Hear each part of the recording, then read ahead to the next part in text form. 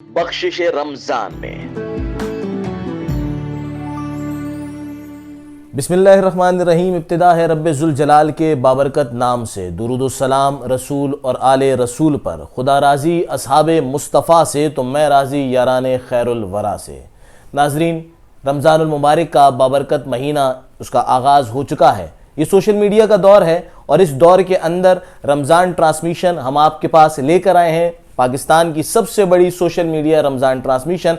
और आज इस बाबरकत दिन के मौके पर हम आपको दीनी मसाइल के बारे में भी बताएंगे और आपको कुछ खूबसूरत कलाम भी सुनाएंगे। आज की इस ट्रांसमिशन में हमारे मेहमान हैं मौलाना सरफराज साहब और उनके साथ मौजूद हैं आयान ताजी। इस वक्त यहाँ पर दोनों मेहमान हमारे साथ मौजूद हैं। हम दोनों मेहमानों को खुश आमदीद कहते हैं। आज बहरहाल मौसम तो जितना गर्मी का मौसम चल रहा था, अल्लाह का करना कुछ ऐसा हुआ कि रमज़ान से कबल ही मौसम में बेहतरी आ गई और आज का मौसम बड़ा खुशगवार है। हमारे रोज़े बहुत अच्छे गुजर रहे हैं और इन्हीं अच्छे रोज़ों को मज़ीद अच्छा गुजारने के लिए आज की ये ट्रांसमिशन हमारी है। लेकिन इस ट्रांसमिशन को हम नाम करते हैं फ़लस्तीन के मुसलमानों पर। पूरी मुस्लिम उम्मा इस वक्त शायद बयानात की हद तक तो बातें कर रही है, लेकिन फ़लस्तीन के मुसलमानों के लिए कोई अमली इक़दामात नहीं किए जा रहे। अफसोस की बात है कि ये मुसलमान जो अफरादी कुव्वत इनके पास है, ये वो मुसलमान हैं जिनके पास एटमी कुव्वत है, ये वो मुसलमान हैं जिनको अल्लाह रब्बुल इज़्ज़त ने अपने वसाइल से नवाजा, ये वो मुसलमान हैं जिनको अल्लाह रब्बुल इज़्ज़त ने दौलत से नवाजा। लेकिन अफसोस कि आज भी हमारे फ़लस्तीनी भाई भूख से मर रहे हैं, फ़लस्तीन के बच्चे अफलास से मर रहे हैं, उन पर जुल्म हो रहा है, लेकिन हम खामोश हैं, हम कुछ नहीं कर रहे। अल्लाह ताला हमें इस मामले में माफ़ फरमाए। यकीनी तौर पर तमाम मुस्लिम उम्मा से इस मुताल्लिक सवाल होगा। मौलाना सरफराज साहब, आप हमारे साथ मौजूद हैं। सबसे पहले तो ये फरमाइएगा कि जिस तरह इब्तिदा में ही मैंने जिक्र कर दिया कि फ़लस्तीन के मुसलमानों पर जो जबर हो रहा है, जो जुल्म हो रहा है, और रमज़ान का महीना है और इस रमज़ान के महीने पर भी उनके लिए यही सख्तियां हैं। हमारे तो जो अमाल हैं यकीनी तौर पर अल्लाह ताला हमसे पूछेगा, अल्लाह हमें माफ़ भी फरमा दे उसमें। लेकिन उन फ़लस्तीनी मुसलमान जो इस मुश्किलात के बावजूद भी अपना जो इस्लाम है उस पर डटे हुए हैं, उनके लिए क्या फ़ज़ाइल हैं या किस तरह अल्लाह ताला आप समझते उन्हें नवाजेगा? बिस्मिल्लाहिर्रहमानिर्रहीम। देखिए, वाक़ईतन बहुत अफसोस की बात है कि रमज़ान का मुबारक महीना हो, मुसलमानों की एक बहुत बड़ी तादाद दुनिया के अंदर मौजूद हो, हत्ता कि एटमी क़ुव्वत भी मुसलमानों के पास मौजूद हो, और फिर भी मुसलमानों की एक बहुत बड़ी तादाद इस तरह मज़लूमियत का शिकार हो और उन पर जुल्म के पहाड़ तोड़े जाएं। ये तकरीबन 1.5 अरब मुसलमान दुनिया के अंदर मौजूद हैं। इन सब के लिए बायस शर्म है और डूब मरने का मकाम है। बाकी जहाँ तक आपने बात की फ़ज़ाइल की, तो फ़ज़ाइल तो बेशुमार हैं। एक कांटा अगर एक मुसलमान को चुभता है तो अल्लाह ताला उस पर भी उसको नवाजते हैं, उसके गुनाहों को मुआफ़ करते हैं। यहाँ तो उनके पूरे के पूरे जिस्मों को बमों से उड़ा दिया गया है, बच्चे यतीम हो गए हैं, उनके लिए खाने के लिए कुछ नहीं है। आज ही मैं एक हदीस पढ़ रहा था कि रसूलुल्लाह सल्लल्लाहु अलैहि वसल्लम ने फरमाया कि जब अल्लाह ताला किसी इंसान के, किसी बंदे के बच्चे की रूह कब्ज़ करता है, तो फिर अल्लाह ताला फ़रिश्तों से ख़ुद पूछते हैं कि जब तुमने उस बच्चे की रूह कब्ज़ की तो मेरे बंदे का रद्द अमल क्या था? तो वो फ़रिश्ते कहते हैं कि उस बंदे ने आपकी हम्दो सना की और इन्ना लिल्लाहि व इन्ना इलैहि राजिऊन पढ़ा। तो अल्लाह फरमाते हैं कि इस सब्र के नतीजे में मैं उसके लिए जन्नत में घर बनाता हूँ और उस घर का नाम अल्लाह ने फरमाया कि बैतुल हम्द होगा। तो यानी जब एक अजीज़ और एक महबूब चीज़ की वफ़ात पर सब्र करने पर अल्लाह ताला इतना नवाजते हैं, तो यकीनन वो लोग जो वो आजमाइश काट रहे हैं उनके लिए बहुत बड़ा अजर है। बल्कि मैं अपनी खुद इस्लाह करूँ कि हम लोग वैसे ये कहते हैं कि फ़लस्तीन वाले आजमाइश में हैं, वो शायद आजमाइश में है कि नहीं है। जो हम लोग हैं, हम लोग असल आजमाइश में हैं कि हम इस मौके पर कुछ नहीं कर रहे। ये हमारा एक बहुत बड़ा इम्तिहान है कि हम कल अल्लाह ताला को इसका क्या जवाब देंगे। हमारे पास अल्लाह को देने के लिए जवाब कुछ नहीं है कि हम कुछ भी नहीं कर रहे, हत्ता कि हम ठीक से उनके लिए दुआएं भी नहीं कर रहे। हालांकि हम दुआ तो कर सकते हैं, हमारे पास दुआ एक बहुत बड़ा हथियार है। हर इंसान अपनी ताकत के बक़दर ही कुछ करता है। अब ना हम दुआ कर रहे हैं, ना माली ताउन कर रहे हैं, तो ना जाने हमारा क्या हशर होगा और अल्लाह को हम क्या जवाब देंगे। अच्छा, ये भी एक इंतहाई शर्मनाक अमल है कि वो ان کے ساتھ جو کچھ ہو رہا ہے وہ یقینی طور پر اس میں مسلمانوں کا پیسہ بھی شامل ہے کہ ہم پروڈکٹس انہی کی استعمال کر رہے ہیں، اس کا کسی قسم کا کوئی بائیکاٹ نہیں کر رہے، بلکہ کسی کو آپ یہ کہہ دیں جی کہ بائیکاٹ کر لیں تو اس کو شاید یہ لگتا ہے کہ یہ بہت ہی کوئی دقیانوسی خیالات کا مالک ہے، یہ کوئی بیوقوف قسم کا انسان ہے۔ تو یہ ذہنی غلامی جو آج ہمارے اندر ہے کہ ہم نے انہی کے پیچھے چلنا ہے، انہی کو فالو کرنا ہے، حالانکہ ہمارا دین سب سے بہتر ہے، آپ اس کی کیا وجہ سمجھتے ہیں؟ آیا یہ تربیت کا فقدان ہے؟ آیا یہ مذہبی شخصیات اور عام لوگوں کے درمیان کچھ گیپ آ گیا ہے اس کا فقدان ہے، یا ویسے ہی ہم لوگ سب کچھ بھلا بیٹھے ہیں؟ دیکھیے، ذہنی غلامی بھی ہے اور بے حسی بھی ہے، یعنی دل کے اندر احساس نہیں ہے۔ ہم یہ سمجھتے ہیں کہ یہ جو حالات واقعات پیش آ رہے ہیں یہ انہی کے ساتھ آئیں گے، ہم لوگ تو بڑے امن کے اندر بیٹھے ہوئے ہیں۔ تو اس بے حسی کی وجہ سے ہم کوئی بھی قدم نہیں اٹھاتے ہیں۔ ہم یہ سوچتے ہیں یار ہم نے پیپسی نہ پی تو اس سے کیا ہو جائے گا، حالانکہ ہر انسان اسی کام کا مکلف ہے جس کی وہ طاقت رکھتا ہے۔ بالکل، میں یہ کر سکتا ہوں کہ میں ان کی مصنوعات کا بائیکاٹ کروں تو یہی میرے لیے کافی ہے۔ اگر دیکھنا حضرت ابراہیم علیہ السلام کی جب آگ بجھانے کا موقع آیا تھا تو ایک چڑیا تھی، وہ اپنی چونچ کے اندر پانی لے کر آگ بجھا رہی تھی، حالانکہ اس کی چونچ سے اس پانی سے آگ بجھ نہیں سکتی تھی، لیکن اس کے بس میں یہی تھا، اس نے وہی کیا۔ تو ہمیں یہ چاہیے کہ بھائی جو ہمارے بس میں ہے وہ تو ہم کریں نا، ہم ان کے لیے دعا کر لیں، ہم سے اگر 10 روپے ان کے لیے نکلتے ہیں ہم 10 روپے نکال لیں، اگر ہم ان کی مصنوعات کا بائیکاٹ کر سکتے ہیں وہ بائیکاٹ کر لیں۔ اگر یہی کام کر لیا تو انشاءاللہ اللہ کی ذات سے امید ہے کہ شاید ہم اللہ کے دربار میں بچ جائیں۔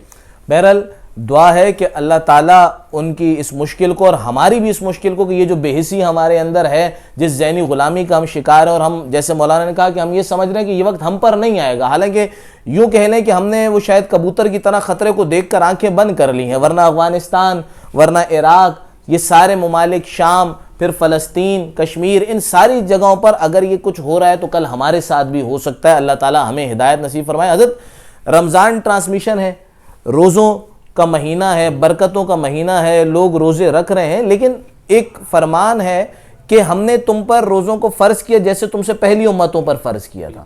تو یہ فرضیت کب سے ہوئی ہے؟ کس کس امت پر فرض تھے؟ کب یہ روزہ فرض ہوا؟ دیکھیے، قرآن کی جو آیت کریمہ ہے، جو جس کا ترجمہ آپ نے پڑھا کہ یا ایھا الذین آمنوا کتب علیکم الصیام کما کتب علی الذین من قبلکم، کہ روزے تم پر فرض کیے گئے ایسے ہی جیسا کہ تم سے پہلے لوگوں پر فرض کیے گئے۔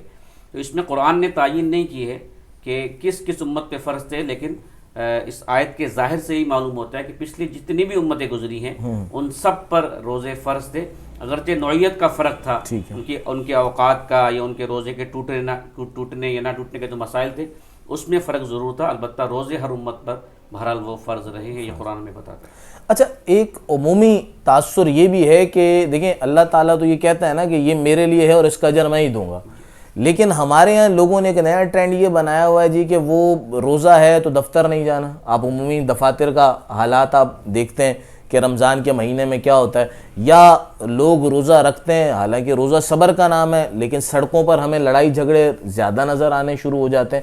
تو یہ ایسے لوگوں کے لیے کیا ان کا پھر روزہ قبول ہے نہیں ہے؟ ان کے اجر میں کچھ کمی ہے؟ اس کے لیے کیا احکامات ہیں؟ دیکھیے، قبولیت یا قبول نہ ہونا یہ تو اللہ ہی فیصلہ فرمائیں گے، لیکن جو قانون ہے، جو شریعت کا قانون ہے، بلکہ ایک حدیث مبارکہ بھی ہے کہ بہت سارے روزے دار ایسے ہیں کہ ان کے حصے میں سوائے بھوک اور پیاس کے کچھ نہیں آتا۔ تو پتہ چلتا ہے کہ روزہ صرف بھوکا یا پیاسا رہنے کا نام نہیں ہے، بلکہ لعلکم تتقون، تم پر روزہ فرض اس لیے کیا گیا تاکہ تمہارے اندر تقوی پیدا ہو، یعنی تمہارے اندر گناہوں سے بچنے کی تربیت ہو۔ یہ ایک گویا کہ ٹریننگ ہے پورے مہینے کی کہ انسان کس طرح گناہوں سے بچے، کہ بھائی انسان اللہ کے خوف سے، اللہ کے ڈر سے صبح سے لے کر شام تک ان چیزوں کو چھوڑتا ہے جو اس کے لیے حلال ہیں، کھانا ہے، پینا ہے، دیگر چیزیں ہیں۔ تو جس طرح اللہ ہی کے ڈر سے وہ حلال چیزوں کو چھوڑتا ہے، اللہ یہ چاہتے ہیں کہ سال کے 12 مہینے وہ چیزیں جو میں نے ہمیشہ کے لیے حرام کی ہیں، میرے ہی ڈر کی وجہ سے، میرے خوف کی وجہ سے ان کو بھی چھوڑ دوں۔ اگر کوئی شخص رمضان میں بھی ان چیزوں کا خیال نہیں کرتا ہے، وہ حالانکہ لڑائی جھگڑا تو ویسے بھی منع ہے، اور رمضان میں بھی اگر وہ شخص باز نہیں آتا تو اس کا روزہ ایک ظاہری ڈھانچہ تو ہے، اب اللہ کے ہاں اس کی بظاہر قبولیت نہیں ہے جو ہمیں شریعت بتاتی ہے، ورنہ اللہ کی رحمت بہت وسیع ہے، اللہ تعالیٰ قبول کرنا چاہیں تو کر سکتے ہیں۔ ناظرین پروگرام جاری ہے. مولانا سرفراز صاحب ہمیں روزوں کی فرضیت کے متعلق بتا رہے تھے. انہوں نے بہت ساری باتیں ہمیں بتائیں جو کہ یقینی طور پر ہماری اصلاح کے لیے ہمارے کام آئیں گی.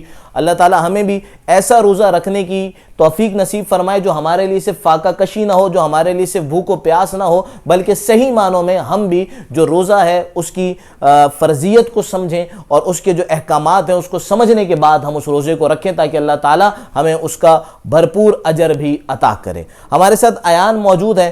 باتوں کا سلسلہ چلتا رہے گا, دینی مسائل کا سلسلہ بھی چلتا رہے گا, ان پر باتیں بھی ہوتی رہیں گی. آپ کو بھی اس ٹرانسمیشن کے اندر یقینی طور پر آئندہ پروگراموں میں شامل کیا جائے گا. ایان ہمارے ساتھ موجود ہیں. ایان سب سے پہلے تو یہ بتائیں کہ آپ کا روزہ کیسا گزر رہا ہے؟ ایان کا روزہ بھی جی بڑا اچھا گزر رہا ہے. ایان کیا کلام سنائیں گے آج آپ ہمیں؟ میں سنانا چاہوں گا فاصلوں کو تکلف. وحید ظفر صاحب کی آواز میں ہم نے یہ بڑا بچپن کے اندر سنا, اب آپ کی باری ہے, آپ کی آواز میں سنتے ہیں جی. فاصلوں کو تکلف ہے ہم سے اگر ہم بھی بے بس نہیں, بے سہارا نہیں, خود انہی کو پکاریں گے ہم دور سے. راستے میں اگر پاؤں تھک جائیں گے, جیسے ہی سبز گنبد نظر آئے گا, بندگی کا کرینہ بدل جائے گا. سر جھکانے کی فرصت ملے گی کسے, خود ہی آنکھوں سے سجدے ٹپک جائیں گے. ہم مدینے میں تنہا نکل جائیں گے اور گلیوں میں قصدن بھٹک جائیں گے. ہم وہاں جا کے واپس نہیں آئیں گے, ڈھونڈتے ڈھونڈتے لوگ تھک جائیں گے. نام ان کا جہاں بھی لیا جائے گا, ذکر ان کا جہاں بھی کیا جائے گا. نور ہی نور سینوں میں بھر جائے گا, ساری محفل میں جلوے لپک جائیں گے. سبحان اللہ. جی تو ناظرین یہ تھے ایان تاجی جو اپنی خوبصورت آواز کے اندر ہمیں کلام سنا رہے تھے. فاصلوں کو تکلف انتہائی خوبصورت آواز میں انہوں نے پڑھا. استاد جی یہ بھی تھوڑا سا فرما دیں کہ آج کل ہم لوگوں نے تھوڑا سا وہ نعت کے ٹرینڈ کو بھی تبدیل کر لیا ہے, اس کے اندر بھی میوزک ہم نے شامل کر لیا, اور وہ چیزیں ان کی اجازت ہے؟ دیکھیے نعت پڑھنا بہت ہی زیادہ اجر کی بات ہے, بہت ہی بڑی سعادت کی بات ہے کہ رسول پاک صلی اللہ علیہ وسلم کا ذکر کرنا یہی نعت کہلاتا ہے. لیکن بدقسمتی یہ ہے کہ آج نعت کو ایک پیشہ بنا لیا گیا ہے, اور جو پیشہ ور لوگ ہیں وہ نعت کو ایز اے پیشہ پڑھتے ہیں, وہ صرف پیسے کمانے کے لیے. یہی وجہ ہے کہ نعت کے اندر سے روحانیت نکل گئی ہے, اور وہی جو پہلے زمانے میں لوگ شاید میں لفظ استعمال کرنا نہیں چاہتا, تو بری خواتین ہوتی تھی ان پر لوگ پیسے نچھاور کرتے تھے. آج وہ ہمیں نظر آتا ہے کہ اسی طرح نعت خوانوں پر لوگ پیسے اسی طرح نچھاور کرتے ہیں جیسے ان پر کیا کرتے تھے. اور پھر ساتھ میوزک آ گیا, گویا کہ اس کو ایک حلال میوزک بنا کر پیش کیا گیا ہے. تو قطعاً شرعاً اس کی اجازت نہیں ہے, اور ہمارے بڑے علماء بلکہ ہر مسلک کا عالم اس پر تنقید بالکل اس تو بلا تفریق بریلوی مسلک, دیوبندی مسلک, تمام جو ہے وہ بڑا اس پہ کر رہے ہیں. اس کی حوصلہ افزائی نہیں کرنی چاہیے, اور ایسے نعت خوانوں کا بائیکاٹ بھی ہونا چاہیے, ان کو اچھا یہ بھی دیکھیں میں نہ بلایا جائے. یہ علماء تو کہہ رہے ہیں جی کہ یہ نہیں ہونا چاہیے، کیا یہ ایک عوام کا قصور نہیں ہے کہ وہ اس کو پروموٹ کر رہے ہیں؟ ہر علاقے کے اندر، ہر ادارے کے اندر کیا ایسے 5-6 بچے موجود نہیں ہیں جن سے یہ نعتیں پڑھوائی جائیں؟ لیکن آپ پھر بھی ہم دیکھتے ہیں کہ وہی جو پروفیشنل لوگ ہیں انہی کی طرف عوام کا رجحان زیادہ، تو یہ عوام کا قصور نہیں ہے؟ جی اصل تو عوامی کی چاہت ہوتی ہے، اور جو بھی منتظم ہوتا ہے، جو پروگرام کروا رہا ہوتا ہے، وہی دیکھتا ہے کہ اگر میں اشتہار میں کسی بچے کا نام لکھوں گا تو میرے پروگرام میں کوئی آئے گا نہیں، ایسے ہی، چونکہ اب ہمارے یہاں اخلاص ختم ہو چکا ہے. ہم جتنے بھی کام کر رہے ہوتے ہیں وہ صرف دنیا داری کے لیے کر رہے ہوتے ہیں، دکھلاوے کے لیے کر رہے ہوتے ہیں. تو یہی وجہ ہے کہ پھر ہمیں ایسے لوگوں کو بھی بلانا پڑتا ہے کہ جن کا عمل جو ہے وہ دین کے خلاف ہوتا ہے. اس لیے ایسا نہیں ہونا چاہیے. جو ہمارے مخلص نعت خواں ہیں، جو اخلاص سے پڑھتے ہیں، جن کی اپنی ذاتی آواز ہے، ان کی آواز کے اندر سوز ہے، ان کو بلانا چاہیے اور ان سے ہی نعتیں پڑھوانی چاہیے. اچھا یہ بھی فرمائیے گا کہ روزہ چونکہ نام ہی اپنے آپ کو روکنے کا ہے، تو کون سی باتیں ایسی ہیں جن سے روزے میں خود کو روکنا چاہیے یا جن سے پرہیز کرنا چاہیے؟ اگر آپ کا تو سوال یہ ہے کہ روزہ ٹوٹنے کے حوالے سے، جی دیکھیں روزہ نام ہے 3 چیزوں سے رک جانے کا. ایک ہے کھانا، نمبر 2 پینا، اور تیسرا یہ ہے کہ اپنی اہلیہ کے ساتھ صحبت. یہ 3 اعمال ایسے ہیں کہ جن سے رکنے کا نام صبح صادق سے لے کر غروب آفتاب تک، اس کا نام ہے روزہ. اور اس کے علاوہ یہ تو ظاہری چیز ہے نا، اس کے علاوہ اصل ہے کہ گناہوں سے بچنا. اگر گناہوں سے بچیں گے نہیں تو روزہ ہو تو جائے گا، یعنی کاغذوں میں آپ کے اعمال نامے کے اندر وہ روزہ کاٹ دیا جائے گا کس نے رکھ لیا ہے، لیکن اس کا جو ثواب ہے، وہ اجر ہے، وہ ضائع ہو جائے گا. جیسے مثال کے طور پہ کوئی روزہ رکھ رہا ہے، وہ ساتھ جھوٹ بھی بول رہا ہے. جھوٹ بھی بول رہے ہیں. اچھا بہت سارے لوگ ماشاءاللہ پاکستانی ہیں، وہ روزہ رکھتے ہیں اور انڈین فلمیں دیکھ کے ٹائم بھی گزار رہے ہوتے ہیں نا، کہ ٹائم گزر جائے، کوئی فلم بھی دیکھ لیں ہم لوگ اس سے. وہ یہ سمجھتے ہیں کہ روزہ شاید خالی پیٹ رہنے کا نام ہے.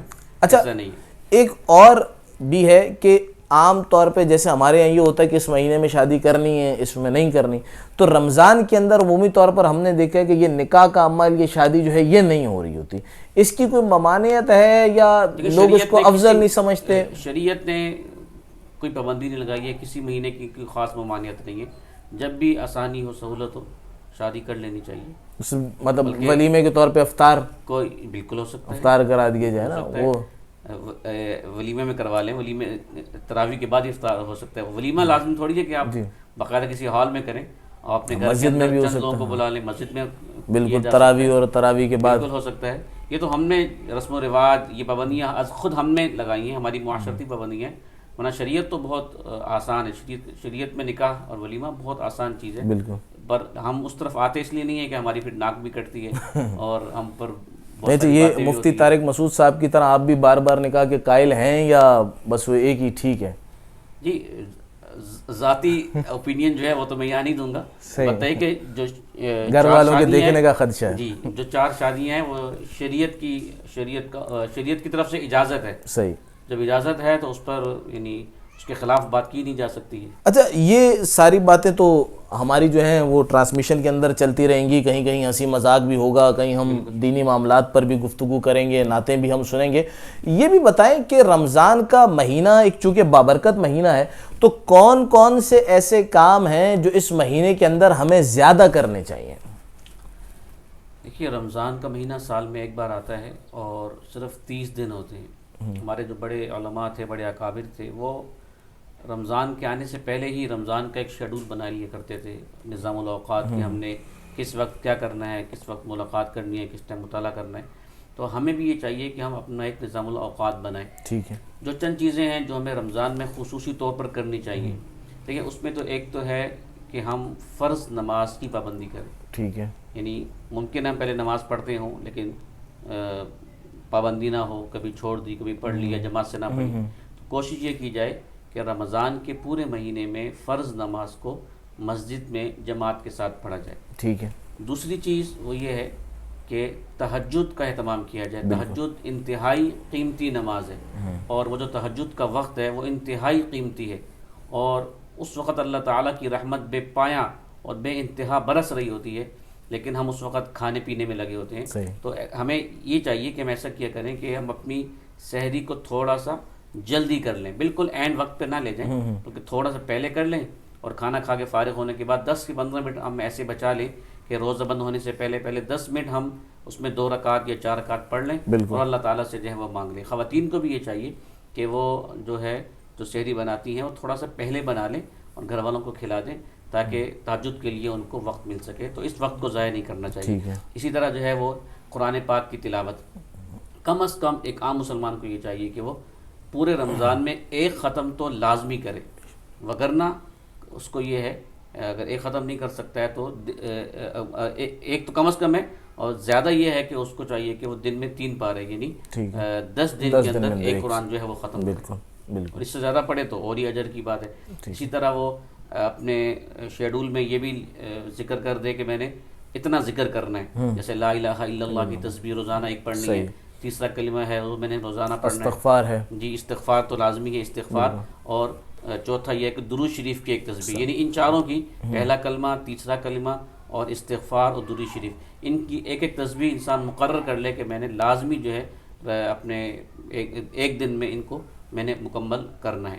اسی طرح کچھ صدقے کا بھی اہتمام کرے کہ ہر روز کچھ نہ کچھ، چاہے وہ اس کی استطاعت 5 روپے کی کیوں نہیں ہے، 10 کی کیوں نہیں ہے، وہ یہ لازم کر لے کہ میں نے ہر روز رمضان کی راتوں میں یا رمضان کے دنوں میں اللہ تعالیٰ کی راہ میں کچھ صدقہ کرنا ہے۔ اگر وہ یہ معمول کے مطابق کرے گا تو انشاءاللہ اس کو بہت فائدہ ہوگا۔ اچھا، افطار کرانے کے کیا فضائل ہیں؟ جی بالکل، افطار اگر خالص اللہ تعالیٰ کی رضا کے لیے کروایا جائے، اس میں کوئی نام و نمود سامنے نہ ہو، دکھلاوا مقصود نہ ہو، تو یہ بہت بڑا اجر ہے۔ اور حدیث شریف میں آتا ہے کہ جو کسی انسان کو افطار کرواتا ہے تو جو اجر اس روزے دار کو ملے گا وہ افطار کروانے والے کو بھی، ایک تو اس کو اپنے روزے کا اجر بھی مل گیا اور افطار کرانے کا اجر بھی اتنا ہی مل گیا۔ اور اس میں صحابہ نے پوچھا کہ ہم میں سے ہر شخص کے پاس طاقت نہیں ہے کہ وہ افطار کروا سکے، آپ نے فرمایا کہ لسی کا 1 گھونٹ بھی اگر اس نے پلا دیا نا کسی کو تو یہ بھی تب بھی اس کو اجر ملے گا۔ تو یہ اگر ہم نے کسی کو کھجور پیش کر دی یا پانی کا گلاس دے دیا، افطار کروا دیا، تو اللہ تعالیٰ ہمیں تب بھی اس کا اجر عطا فرمائیں گے، بشرطے کہ اخلاص ہونا چاہیے، دکھلاوا اور ریاکاری مقصود نہ ہو۔ ناظرین، یہ تھی پہلے روزے کی ٹرانسمیشن۔ انشاءاللہ ٹرانسمیشن کا سلسلہ آگے بڑھتا رہے گا۔ ہمارے ساتھ آج کے مہمان مولانا سرفراز صاحب تھے، ایان تھے، میں ان دونوں کا بہت مشکور ہوں کہ انہوں نے وقت دیا اور آج کی یہ ٹرانسمیشن ہم نے آپ تک پہنچائی۔ اپنے کمنٹ سے، اپنے ویوز سے، اپنے ریویوز سے ہمیں ضرور بتائیے گا کہ آج کی ٹرانسمیشن آپ کو کیسی لگی اور آنے والی ٹرانسمیشن کے اندر آپ کیا کچھ دیکھنا چاہتے ہیں۔ میں اپنی پروڈکشن ٹیم جس میں عبدالصمد بھٹی اور ہمارے پاس سید سبتین شامل ہیں، میں ان کا بھی شکر گزار ہوں کہ جنہوں نے اس ٹرانسمیشن کو آپ تک پہنچانے میں ہماری مدد کی۔ انشاءاللہ العزیز زندگی رہی تو اگلے روزے میں آپ سے ایک بار پھر ملاقات ہوگی، نیا عنوان ہوگا، نئے مہمان ہوں گے اور یہ ملاقاتوں کا سلسلہ اللہ نے چاہا تو عید تک جاری رہے گا۔ مجھے اور میری پوری ٹیم کو اجازت دیجیے، اللہ حافظ۔ رمضان میں